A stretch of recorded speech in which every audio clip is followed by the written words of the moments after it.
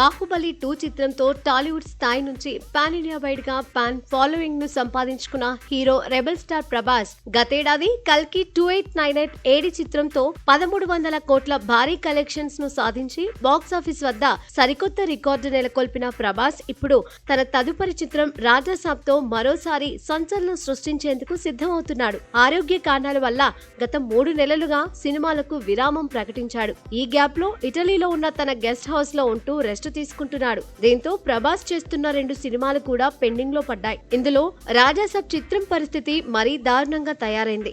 నిజానికి ఈ చిత్రం ఈ సమ్మర్ లో విడుదల కావాల్సి ఉంది. కానీ ప్రభాస్ ఆరోగ్య రీత్యా షూటింగ్ పోస్ట్ పోన్ అవ్వడంతో సినిమా రిలీజ్ కూడా వాయిదా పడింది. తాజాగా రాజాసాబ్ రిలీజ్ డేట్ ను ప్రకటించి అభిమానులకు ఊహించని సర్ప్రైజ్ ఇచ్చాడు.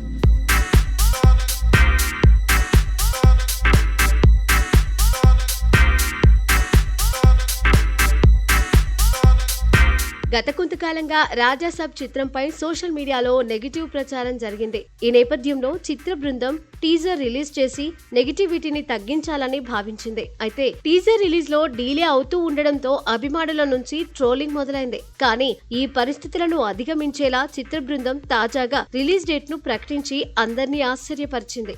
రాజాసాబ్ చిత్రం పీరియడ్ డ్రామాతో పాటు హర్రర్ కామెడీతో పాటు రొమాంటిక్ యాక్షన్ ఎలిమెంట్స్ తో దర్శకుడు మారుతి ఈ చిత్రాన్ని ప్రభాస్ స్టార్డమ్ కు తగ్గట్టుగా గ్రాండియర్ గా తెరకెక్కిస్తున్నారు. ఈ సినిమాతో ప్రభాస్ మరోసారి తన పాత రికార్డ్స్ ను తిరగరాస్తాడని ఫ్యాన్స్ కూడా బలంగా కోరుకుంటున్నారు.